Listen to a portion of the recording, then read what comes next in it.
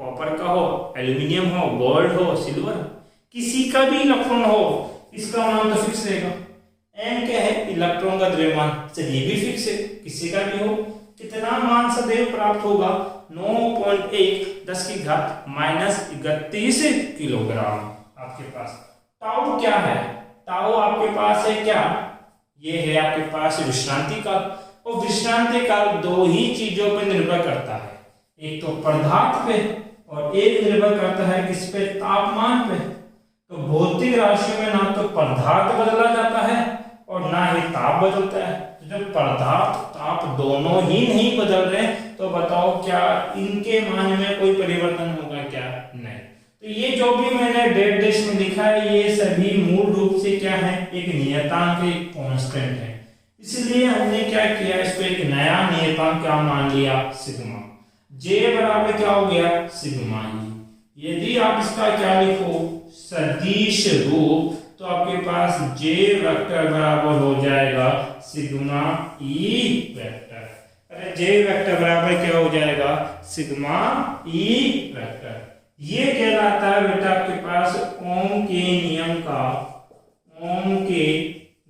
का सूक्ष्म रूप। सूक्ष्म रूप लघु रूप है, बहुत छोटा रूप।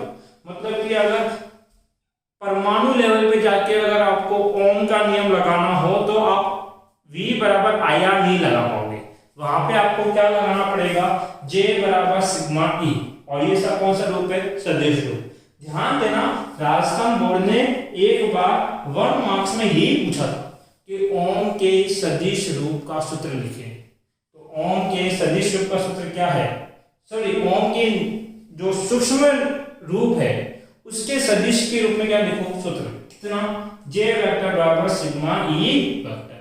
हमारा टारगेट क्या है, ओम के नियम की व्युत्पत्ति करना। तो कैसे करनी है बालक, ध्यान दो, आपने पढ़ा जे बराबर क्या, सिग्मा ई। ध्यान देना, व्युत्पत्ति होने वाली है सिग्मा। जे बराबर क्या होता है, आई बटा ए। सिग्मा बराबर क्या होता है, 1 बटा रो। और ई बराबर क्या होता है, विभव बटा लंब। जे का मान आई बटा ए, सिग्मा का मान 1 बटा रो और ई का मान v बट्टे में एल। यहां से बताओ विभव, v बराबर कितना हो जाएगा, रो एल आई बट्टे में ए। बताओ रो एल बट्टा ए क्या प्रतिरोध होता है, हाँ सर। तो v बराबर कितना हो गया, आर आई। ये क्या होता है, समानुपाती नियतांक। अगर इसको हटाओगे तो दोबारा किसका चिन्ह आ जाएगा, समानुपाती का। तो विभव समानुपाती है किसके, धारा के। और ये किसकी उत्पत्ति हो गई बेटा, ओम के नियम की क्या हो गई, उत्पत्ति। एक बार पहुंच करके इसको उतार ले या स्क्रीनशॉट ले लें।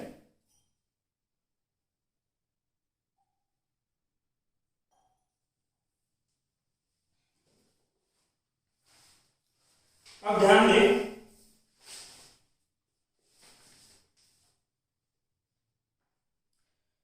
आपके पास बुक के पीछे अति लघुरात्मक प्रश्न है, वेरी शॉर्ट क्वेश्चन। उसमें संख्या प्रथम पहले ही नंबर का जो क्वेश्चन वो आपको सोल्व करना है, जो टॉपिक के बेस पे सोल्व होगा।